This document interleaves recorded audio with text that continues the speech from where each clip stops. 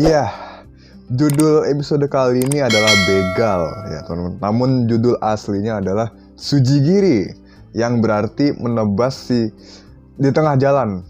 Istilah ini dipakai saat ada samurai yang mau mencoba jurus atau pedangnya pada pejalan kaki yang tidak berdaya, dan yang ditemuinya di tengah malam ya biasanya teman-teman.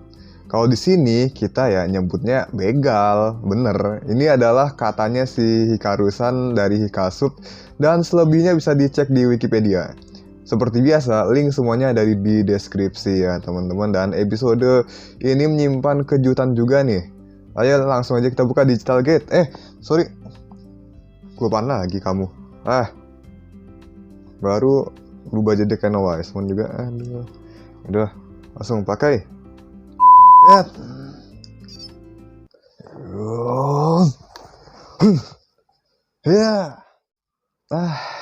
baru mulai udah disuguhin pemandangan. Aduh, kita lihat si Goburimon megang sebuah katana di pinggir jalan, dan dia lagi terlihat sedang memburu seorang manusia yang kebetulan lewat ya teman-teman.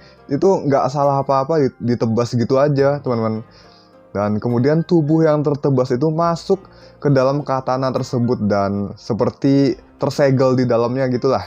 Lalu dia tiba-tiba menantang Hanumon yang tinggal di situs konstruksi. Nggak tahu ya, dia kayak terobsesi gitu buat nebas apapun yang dihadapinya apa gimana. Tapi ini lebih ke kesurupan ya kalau dilihat-lihat lagi teman-teman. Sementara Ruri dan Anggoramon lagi ngobrol soal buku yang lagi dibaca si Anggoramon. Katanya dia kagum sama tokoh utamanya yang bertarung dengan pedang, sampai niru kalimatnya juga. Kita bisa lihat ketertarikan Anggoramon terhadap buku ya. Emang dia itu adalah sosok yang kutu buku dan penuh rasa keingintahuan. Habis itu dia ke komunitasnya dan dia di sana sampai bubar. Terus dia nganterin Repamon terbang. Ini malah gemes lihat ya teman-teman, soalnya si Anggoramon jadi kayak balon terbang bawa rubah gitu kan. Kan balon itu ngembang terus gembul kan si Anggoramonnya, dan kupingnya jadi baling-baling gitu kan. Ini lucu banget liatnya. Oh my god, gemes. Nah, Repamon ini juga ngomongin soal rumor mengenai si pembegal yang menyerang manusia dan Digimon tanpa pandang bulu dengan katana terkutuk. Dan ternyata rumah si Repamon itu masih di taman bambu yang kemarin ya teman-teman. Terus ya udah gitu aja, terus Anggoramon pamit. Pas itu dia lihat si Hanumon megang katana yang tadi dibawa sama Goburimon. Dan iya, kali ini terungkap kenapa katananya bisa berpindah tangan.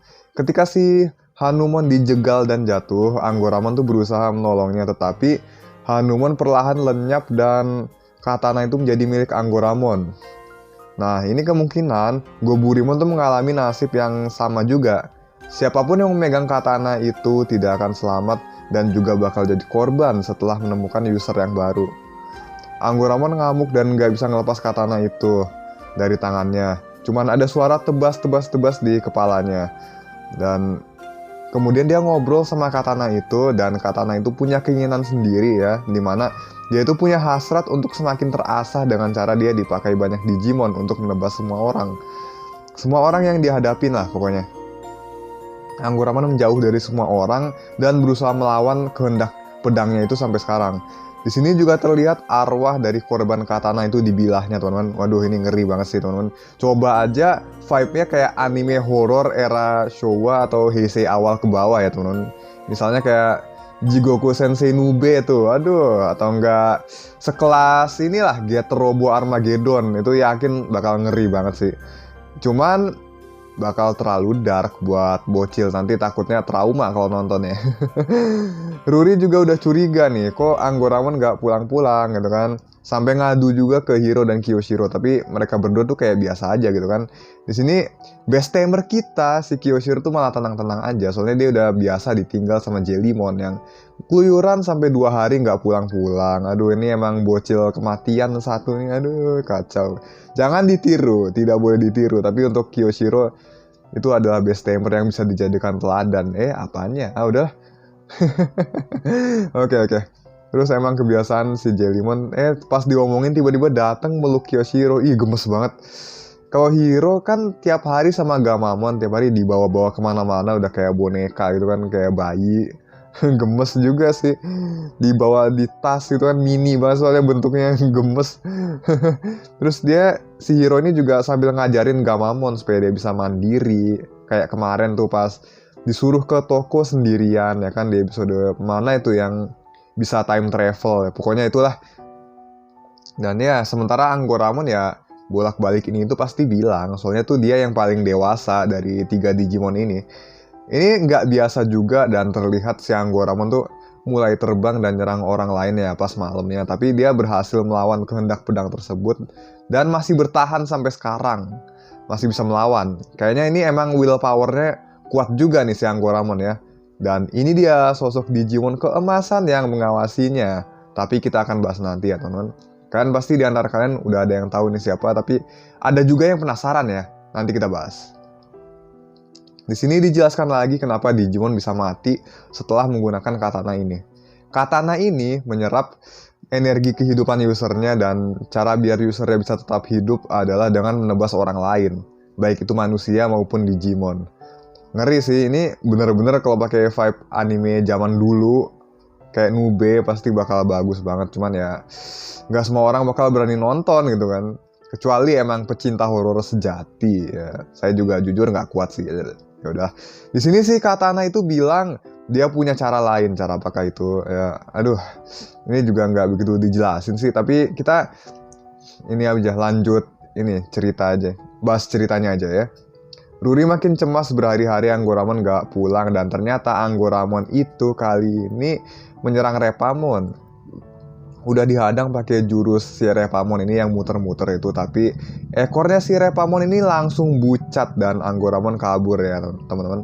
Ruri udah cemas karena emang bener-bener 2 hari ini tuh hilang gitu aja, gak ada kabar. Akhirnya dia minta Jellymon buat jengukin komunitasnya si Anggoramon kan teman-teman, demi dapetin petunjuk. Dan kemudian dia ketemu Repamon di sana. Diundanglah ini Ruri dan kawan-kawannya ke Taman Bambu dan ngomongin soal rumor mengenai begal ini. Dan yang terakhir megang katana terkutuk itu adalah si Anggoramon. Di saat yang sama akhirnya Anggoramon kalah dan katana itu memanipulasi pikirannya seutuhnya. Ini ngeri sih, sampai beneran feel depresinya juga dapet ya pas dia teriak, itu kan, aduh, bener-bener, aduh, kayak putus asa terus tahu-tahu dirasukin gitu, dimanipulasi sama si katana ini. Ruri dan yang lain berpencar untuk mencari Anggoramon, dan akhirnya mendapat petunjuk yaitu kuil Shinsoji yang ingin dikunjungin sama si Anggoramon ya. Dan beneran deh mereka ketemu di sana. Pas lihat Ruri, si Anggoramon ini langsung lompat dan melancarkan jurus Jumping Jack Breaker! Jumping Jack Breaker!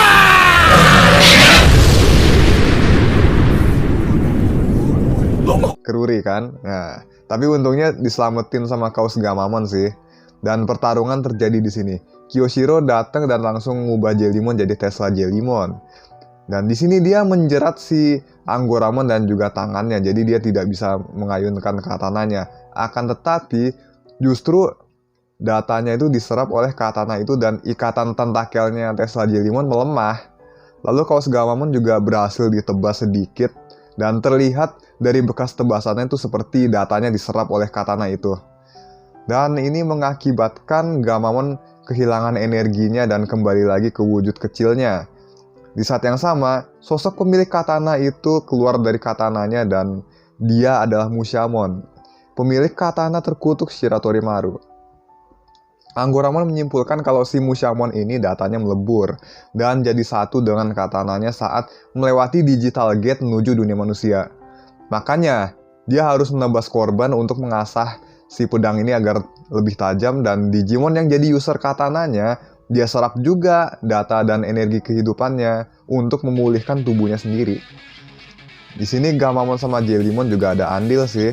Ini menjelaskan kenapa usernya harus menebas orang lain supaya tetap hidup. Karena katananya itu menghisap data dari korban yang menyentuh katananya tersebut, baik yang tertebas ataupun yang sekedar nyentuh aja gitu. Sampai si Mushamon ini bangkit lagi. Nah, si Mushamon ini juga nyinggung bahwa setelah nebas Gamamon tuh dia langsung pulih dengan cepat dan merasakan kekuatan besar dalam diri Gamamon. Oke, jadi ini benar-benar belum diketahui ya. Ada apa di dalamnya Gamamon, kenapa dia bisa punya kekuatan misterius dan itu kekuatan yang sangat besar. Tapi menyimpan kepribadian jahat juga, ya kan? Ini udah narik banyak perhatian Digimon seperti Piccolomon yang menyelidiki masa lalu dan masa depannya Gamamon. Habis itu Famdemon yang tertarik dengan kekuatannya. Terus sekarang ini si Mushamon yang berencana untuk mengambil seluruh datanya si Gamamon ini. Terus ya si Anggoramon langsung maju dan dia sangat marah karena tindakannya Mushamon yang benar-benar meresahkan manusia dan Digimon, dan juga terlebih lagi dia sudah membuat Anggoramon hampir mencelakai Ruri. Kan si Anggoramon tuh paling nggak suka kalau Ruri itu sampai kenapa-napa ya teman-teman, apalagi kalau sampai dari tangannya sendiri gitu. Makanya Anggoramon marah banget di sini dan dia berubah jadi Simbari Anggoramon loh teman-teman. Ya kan, dia memaksain diri buat ngelawan si Mushamon ini dalam keadaan lemes. Jadi dia tuh nggak full power karena energinya udah banyak yang diserap sama Mushamon. Jadi ya dia nggak bisa full power juga dong. Banyak banget serangan yang ditangkis teman-teman. Padahal seharusnya itu adalah serangan yang sangat kuat. Bahkan Digimon Ultimate pun bisa termundur sama serangannya teman-teman. Dan datanglah Digimon Emas tadi. Dia adalah Digimon Anniversary ke-20 tahun dari franchise ini. Dan Digimon dari kelompok Legend Arms, yaitu Zubamon, Digimon rookie yang kalah dari Mushamon. Dan di matanya tuh ada bekas luka dari tebasannya.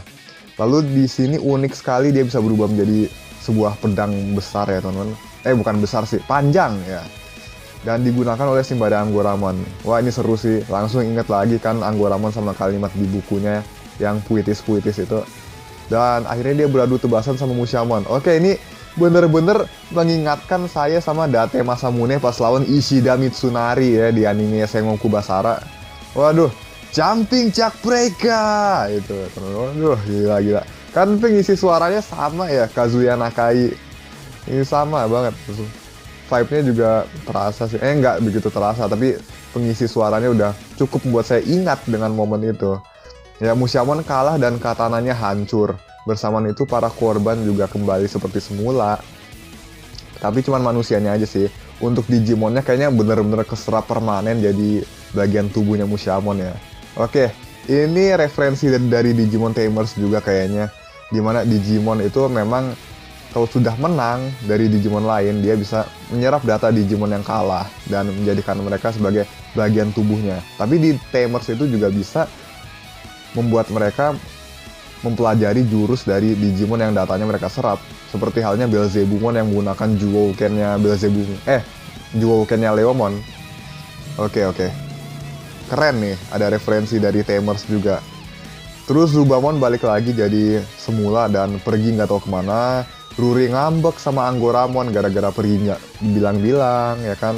Ini kok ekspresinya imut ya. Ini bukan berarti saya waifuin Ruri loh ya. Terus disusul Blacktailmon Uver yang datang dan memberikan surat pada Hiro. Oke, jadi ini jelas ini balasan dari Hokuto ya. Oke, teman-teman. Ntar dulu ada telepon. Habis itu si Mushamon ini dibawa sama Blacktailmon itu udah pasti tahu lah ini dibawa kemana ya teman-teman. Pasti dibawa ke digital world lagi, dunia digital. Yang pasti dibawa pulang lah. Hiro nanya ke Hokuto gimana caranya berdamai dan ngadepin Digimon yang susah diatur gitu kan.